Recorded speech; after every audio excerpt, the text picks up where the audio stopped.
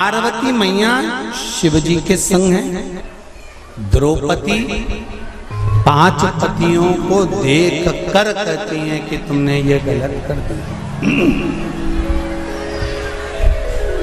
उनको नहीं मालूम।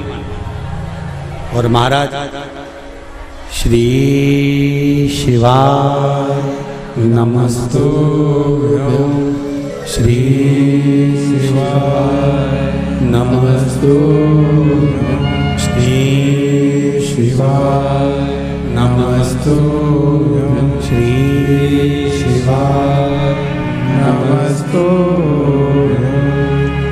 हर हर महादेव। शिव कथा कर रहे महाराज भगवान शंकर का अनुमोदन कर रहा है, स्मरण कर रहा है। कथा कहती है यदि गलत मार्ग पर पति गया है तो उसको सत मार्ग पर लेकर आए।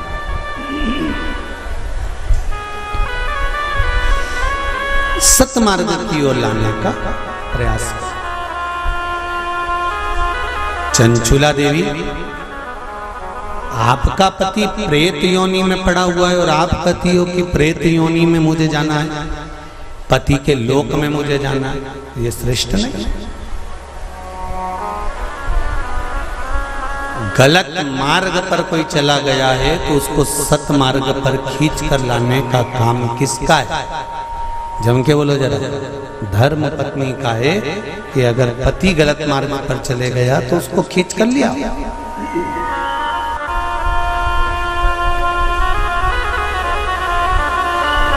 यदि पति गलत काम कर रहा है और पत्नी सोचे कि अब तो मैं भी गलत काम करूंगी तो इसमें श्रेष्ठता नहीं, उसमें श्रेष्ठता नहीं होना चाहिए।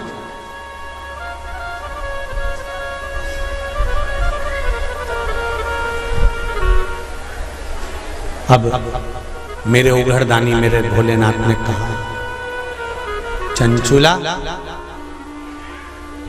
तुम्हारा पति प्रेत योनि में पड़ा हुआ है। केवल एक धर्म पत्नी ऐसी होती है जो पति को प्रेत योनि से भी छुड़वा सकती है।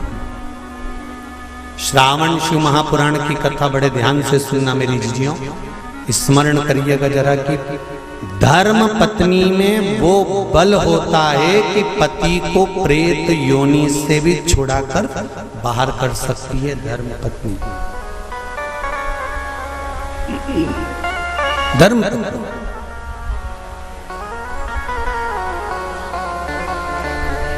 अब चंचुला देवी ने पूछा मैं क्या करूं?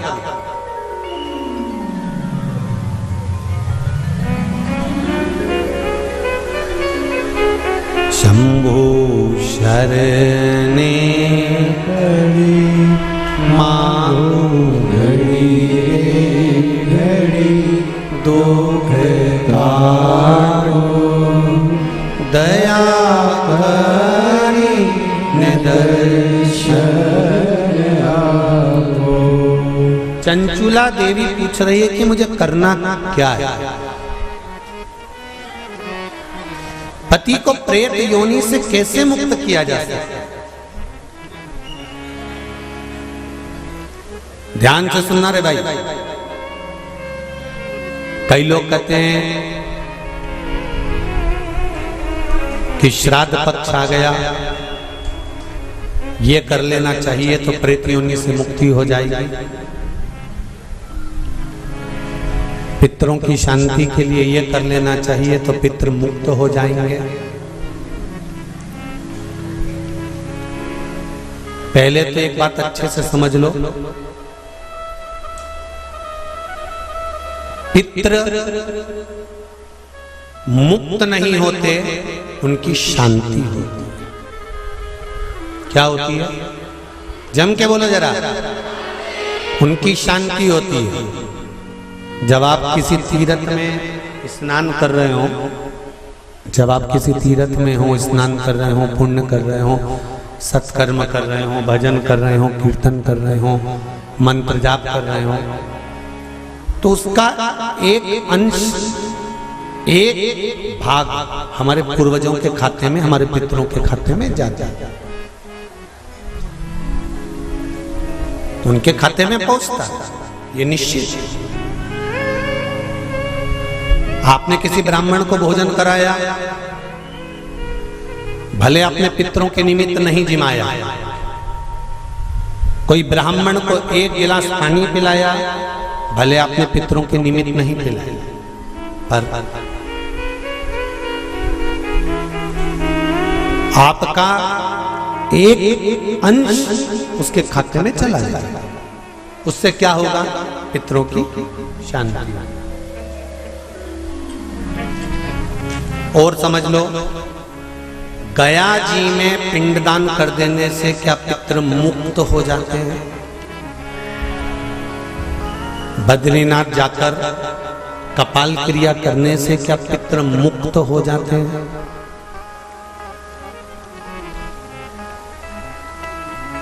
भाई,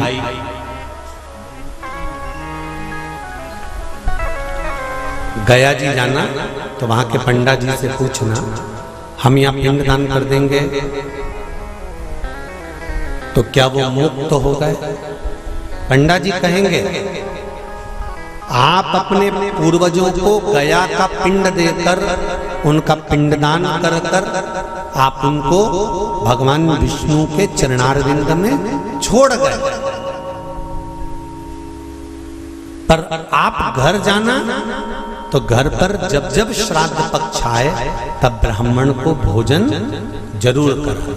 भले तुम भूख मत देना, कौवे का मत निकालना, पर एक काम जरूर करना कि ब्राह्मण भोज कराना। उससे क्या होगा? 16 श्राद्ध में जब हमारे पितरों को, हमारे पूर्वजों को पितृलोक से छोड़ा जाता है, तो वो सबसे पहले जिस घर में रहे होते हैं, जहां उनका पिंड घर में दिया होता है, जहां रहे होते हैं, सबसे पहले वो वहां आते हैं, सबसे पहले वहां आएंगे। और अगर तुमने उनकी तिथि पर, उनके वार पर अगर आपने भोजन करा दिया है, तो उनकी मुक्तता नहीं, उनकी शांति हो जाती है।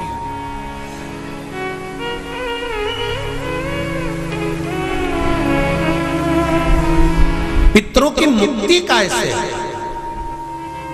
उनकी मुक्तता कैसे? प्रेत योनि की मुक्तता कैसे?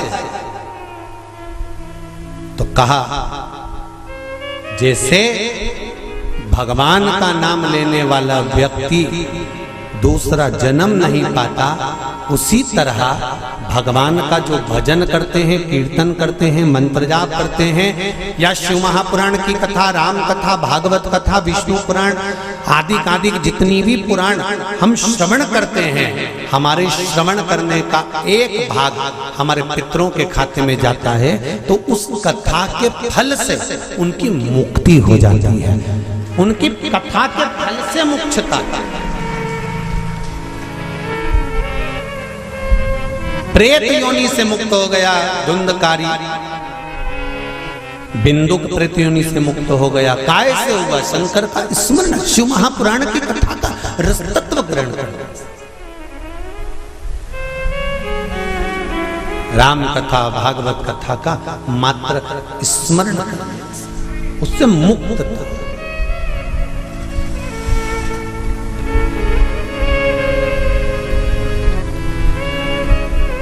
श्राद्ध पक्ष में, चाहे चातुर्मास के अंतर्गत श्रावण का जो महीना चल रहा है, इस श्रावण के महीने में आप जो भगवान शंकर को 2 लोटे से जल चढ़ा रहे हो, 2 लोटे नहीं हो, घर में 2 कलश नहीं हो, तो कलश के ऊपर एक कटोरी भी रखकर लेकर 2 कटोरी से आपने अगर जल समर्पित करा है, इसका एक अंश हम पहले भी कथा में कह कर आए हैं कि आप शंकर भगवान को जब जल चढ़ाते हो, शंकर भगवान को जब जल समर्पित करते हो, उसका एक अंश घर में रहने वाले प्रत्येक मनुष्य के, प्रत्येक जीव के खाते में चला जाए। सारी समस्या का हल, जम के बोलो जरा, एक लोटा जल। ये सारी समस्या का भगवान शिव कह रहे हैं, चंचुला तुम प्रेत योनि में मत जाओ, अपने पति को प्रेत योनि से खींचकर कैलाश धाम लेकर आ जाओ। इसको धर्म पत्नी कहते हैं। जो पति से कह दे कि तुम गलत काम कर रहे हो, ठीक है वो अपनी जगह पर धर्म पत्नी का फर्ज है कि वो गलत काम करने वाले पति को भी धर्म का पथ निश्चित करे। धर्म का तेरा ही दिया मैंने खाया पिया है, तेरा शुक्रिया है, तेरा शुक्रिया है। चंचुला देवी ने पूछा कि मेरे पति को प्रेत योनि से छुड़ाकर आपके चरणों में लाने का तरीका क्या है? उसका तरीका है क्या? तो कहा उसका केवल एक तरीका है। भगवान शंकर कहते हैं एकाग्र चित्त होकर कोई अगर मेरा गुणगान करे,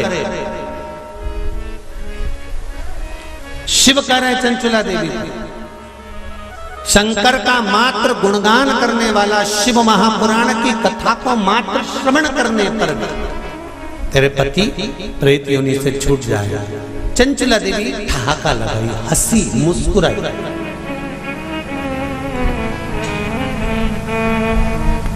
हंसी चंचुला देवी।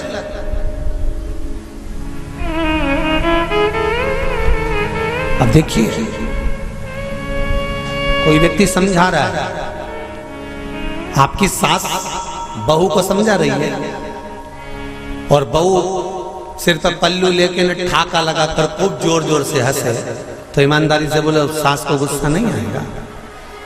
कैसी पगली है, अकल क्या सब बेच खाई इसने। मैं समझा रही हूं और ये ठिठोली बना रही है। मैं इसको समझा रही हूं और ये मेरे ऊपर हंस रही है। सास बहू को समझाए और बहू खूब ठाका लगा लगा कर हंसे तो सास को बुरा लगता है। शंकर भगवान के सामने चंचुला देवी हंसी, पर मेरे शिव जी को बुरा नहीं लगा। क्यों? शंकर भगवान कहते हैं कि ये मनुष्य का शरीर जो मिला है ना, 60 साल, 50 साल, 70 साल, 80 साल, 90 साल, 40 साल, आजकल उम्र की कोई सीमा है क्या? 100 वाले, 90 वाले तो बहुत कम मिलेंगे साहब। जितने भी मिलेंगे आप कहीं पर भी सूचना पाओगे 65 का था, 70 का था, 72 का था, 80 की तो बॉर्डर कबड्डी जैसे छूके आते हैं कहीं कहीं के। 80, 85 और 90 की बॉर्डर तो कबड्डी जैसे छूके आते हैं। कहीं कहीं के होते हैं जो तू करते करते वहां तक पहुंचते हैं और 80-90 की उम्र को छू के फिर आते। नहीं तो आज का जमाना तो 70 हो जाए, 80, 70, 75, 70, 75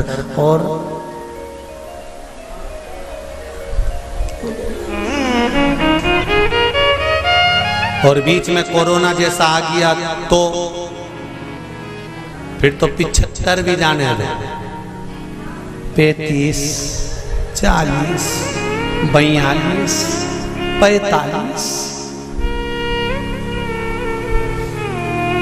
और अभी भी देखो, आप देखिएगा जो कोरोना महामारी में जो बुढ़े बुढ़े लोग हैं ना, कई बुजुर्ग लोग आज भी सेफ हैं और उन्हीं के पड़ोस में रहने वाला कोई 33 साल का, कोई 40 साल का, कोई 45 साल का, कोई 50 साल का, उन्हीं के पड़ोस में रहने वाला।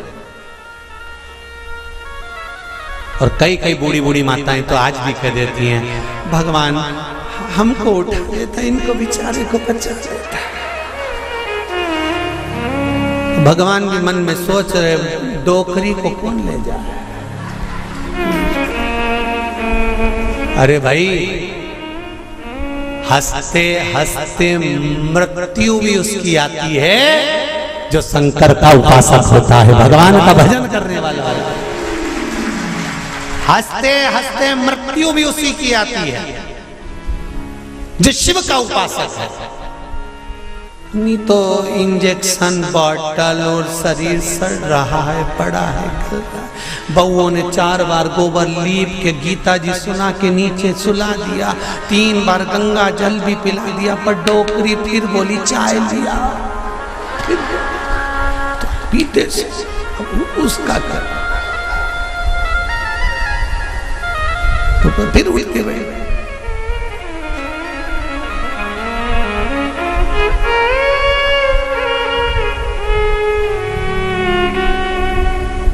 अरे भाई, तुमको अगर बगीचे का सबसे सुंदर फूल पसंद है, तुम एक से बढ़कर एक बगीचे में गए, पर फूल वही तोड़ते हो जो तुम्हें पसंद आता है। मेरा महादेव संसार में से उसी को उठाता है जो महादेव को पसंद आता है। ये शिव है जो महादेव को पसंद आता है। नहीं उठाएगा जब तक तुम चाहे गीता जी सुना दो, चाहे गंगा जल पिला दो, चाहे किसी महाराज से पूछ कर कितना भी दान करा दो। हमने काहे दान कर दी, पंडित जी को बुला के गाय भी दिलवा दी, एकादशी भी छोड़ दी, पर ये नहीं छूटी।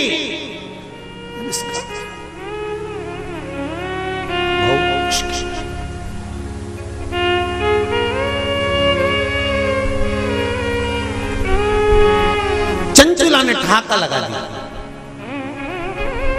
नंदी पर मेरे भोलेनाथ है, मेरे शंकर नंदी पर विराजमान। और जो चंचुला देवी हंसी ना, शंकर जी प्रसन्न हो गए। सास समझाए बहू को और बहू हंसते जम के, तो सास को बुरा लग जाता है। मेरे महादेव को मुस्कुराने वाले पसंद हैं, वो कभी बुरा नहीं मानता कि कौन हंसा, उसको मुस्कुर।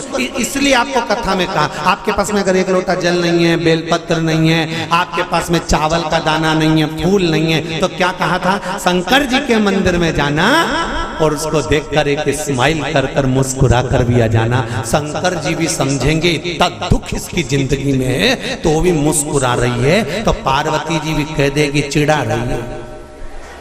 काय का मुस्कुरा रही है, वो चिढ़ा के कह रही है कि दुख तुमने दिया है तो मिटाओगे भी तुम, इसलिए मैं मुस्कुरा रही हूं कि मेरे दुख को मिटा देना।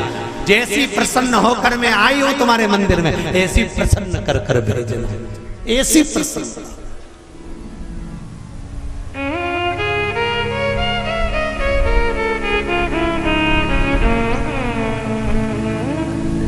हो लिखन वाले तू हो के दयाल लिखना, मेरे हृदय अंदर सतगुरु का प्यार लिखना,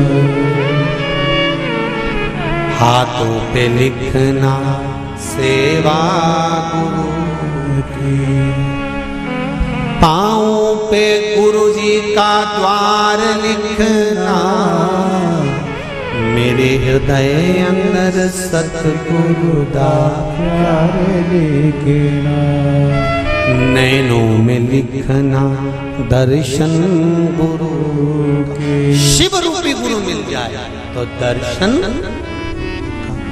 होठों पे शिव जी का नाम लिखना, मेरे हृदय अंदर सतगुरु का प्यार लिखना। इन शब्दों में मेरे गुरु शिव रूपी गुरु का नाम, शंकर का नाम, इससे ज्यादा मुझे कुछ नहीं चाहिए, इससे ज्यादा मुझे कुछ नहीं। चंचुला देवी हंस ली, मुस्कुराई, ठाका लगाया, शंकर जी को पसंद आया। अब और अच्छी बात सुन लो, बहुत अच्छी बात है, श्रावण शिव महापुराण में मिली है। वो तो ये दोनों जजमान थोड़े दमदार अच्छे मिले हैं ना, तो कथा का भी एक आनंद श्रावण के महीने में मिल रहा है। जरा देखिए, जरा सुनिएगा। सारे राक्षसों की कथा निकाल लो तुम आज घर पे जाकर, रावण को निकालना। जब जब राम के सामने आता था तो ठाका लगाता था कि नहीं लगाता था? बोलो जम के सही है कि गलत है? कंस कृष्ण भगवान के सामने आता था तो ठाका लगाता था कि नहीं लगाता था? जाने दो। पूतना, तृणावर्त, अघासुर, बकासुर, इनको भी, और जितने जितने जितने जितने तुम राक्षस निकाल सकते हो, तारकासुर, भस्मासुर, रावण, ये जितने जितने असुर हुए इन सब को देख लो। भस्मासुर, ये सब, और भी तुम जितने सीरियल निकाल सकते हो, नाटक, उनमें देखना। देवी मैया रक्त बीज को मारने जा रही है, रक्त बीज हंसर। महिषासुर को मारने जा रही है, महिषासुर हंसर। एक दो बार तो माता देवी मैया को भी थोड़ा टेंशन हुआ कि मैं इसको मारने जा रही है, हंस क्यों रहा है? रावण मरने जा रहा था और मुस्कुरा रहा था, हंस रहा था, ठहाका लगाकर। आज भी रावण जलता है ना, जब कौन से मैदान में? अरे जम के तो बोलो। रावण मर के चले गया पर प्रॉपर्टी आज भी रह गई उसकी।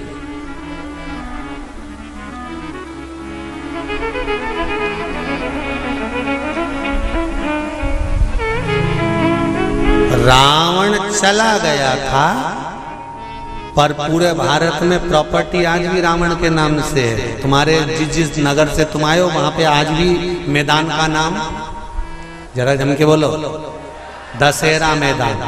तुम्हारे यहाँ राम जी की प्रॉपर्टी, राम जी को सिद्ध करने में सालों लग गए थे। अयोध्या मेरी है, और रावण लंका में रहने के बाद भी भारत में के चले गए, दशहरा मैदान मेरा। तुम्हारे नगर में कोई राम मैदान है? अरे बोलो तो जब कृष्ण मैदान है? नहीं, पर पूरे भारत की भूमि पर हर गांव, नगर, शहर में एक मैदान जरूर मिले, दशहरा मैदान। इसलिए तो रावण हंसता था, मुस्कुराता, प्रसन्न होता, आनंदित होता। तो किसी ने रावण से पूछा, क्यों रे, तू तो निपट गया, फिर प्रॉपर्टी भारत में क्या कर रही थी? रावण जहां जले उसका नाम दशहरा मैदान। राम जी का आज तक कोई मैदान नहीं कि राम मैदान, दशहरा। रावण से पूछा गया कि ये तेरा मैदान आज तक क्यों है? रावण बोला, ये मेरे मुस्कुराने का कमाल है। ये मैं जो मुस्कुराता था ना, उसमें मेरा भोलेनाथ कायल हो जाता था। बस इसीलिए कहते मुस्कुराने में सब कुछ छुपा हुआ, सब कुछ। अब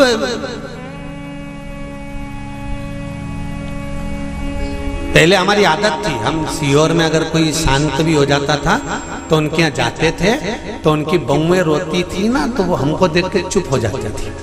उनको मालूम है अगली कथा में बोल देगा,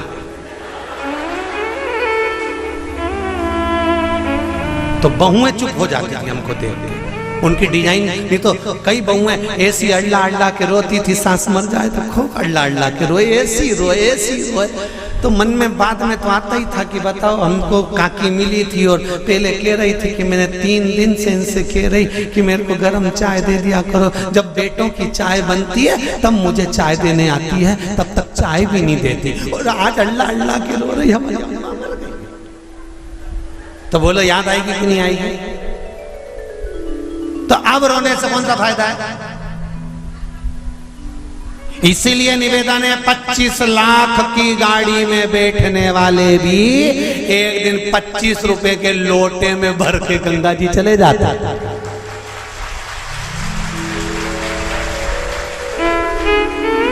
अकड़ में तो रहना नहीं।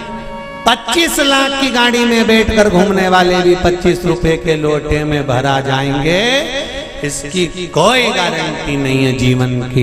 इसलिए चंचुला देवी ठहाका लगाकर हंसी, शंकर को पसंद आया, मेरे भोलेनाथ को प्रसन्नता।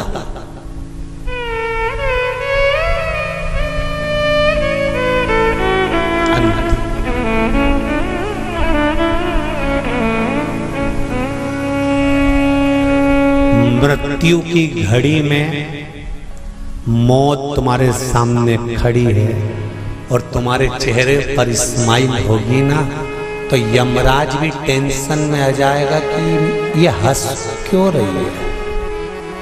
तुम रास्ते से निकल कर जाओ, एक प्रैक्टिकल छोटा सा करके देखना, तुम रास्ते से निकल कर जाओ, जाते जाते जाते जाते थोड़ा सा मुस्कुरा कर चले जाओ तो 4-6 दुकान वाले टेंशन में रहेंगे। बोलो सही है कि गलत है? 4-6 दुकान वाले टेंशन में रहेंगे, हंसा क्यों, ये हंसा क्यों, ये हंसी क्यों, क्या काम है? मृत्यु की सैया पर प्राण छूट रहा है और तुम्हारे मुस्कुराहट है, और मुस्कुराहट किस चीज की है?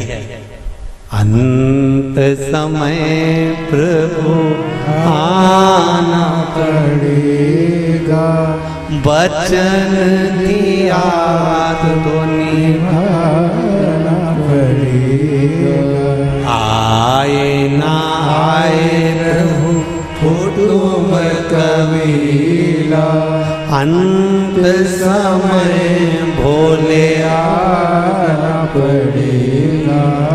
कोई आए ना आए, अंत समय पर मेरा महादेव आए, अंत समय पर।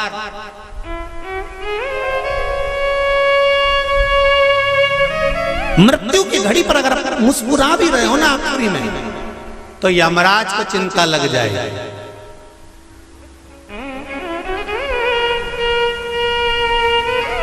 और सरल समझ लो, लिफाफा देने स्टेज पे चढ़े दूल्हा दुल्हन को, और उन दोनों को देख के एकदम जम के हंसते, दोनों टेंशन में आ जाए। दो पत्नी पति से कहे,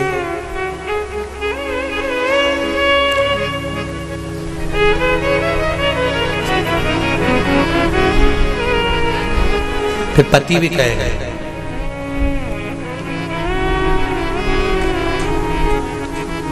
फिर धीरे से काना फूसी होगी, ये हंसा क्यों?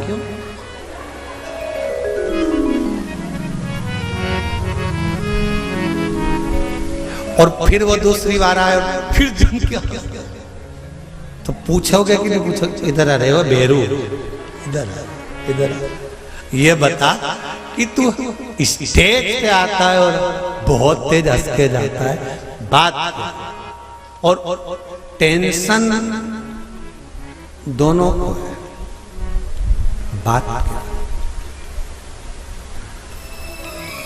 रसगुल्ला खाते खाते भी पत्नी उस टेंशन में पड़ी रहेगी और पति से पूछेगी तुम्हारा दोस्त इतनी तेज क्यों हंसा था? सही बता। पति पत्नी को गुलाब जामुन पहले बता, वो हंसा क्यों, ठाका क्यों लगाया? अंत समय में अगर चेहरे पर प्राण छूटते समय भी मुस्कुराहट होगी तो यमराज भी शंकर जी के पास जाकर पूछेगा कि इस मुस्कुराहट का कारण क्या है। शंकर जी कह देंगे ये मेरा भक्त है, मुस्कुराता है, इसके चेहरे पर स्माइल है, ये मुस्कुराता रहता है। मृत्यु तो आना है, निश्चित है, पर मौत में भी जो प्रसन्न रह रहे वो संत, वो साधु, वो सन्यासी, वो तपस्वी ही हो सकता है। अंत समय अब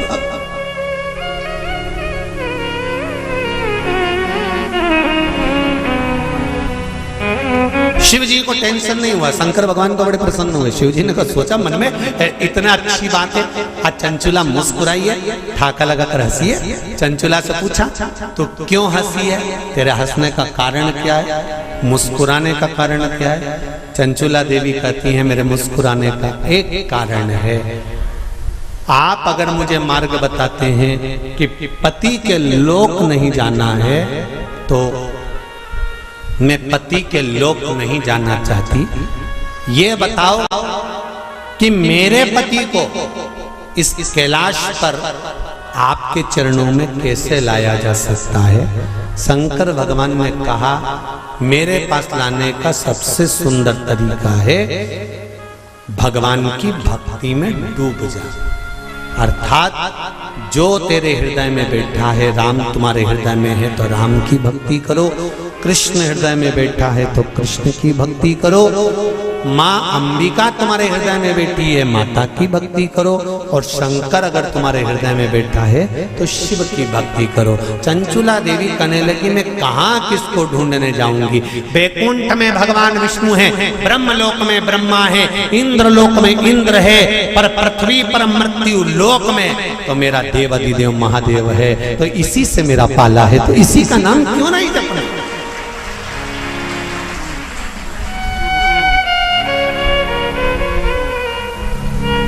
मैं शिव का नाम क्यों ना जपूं।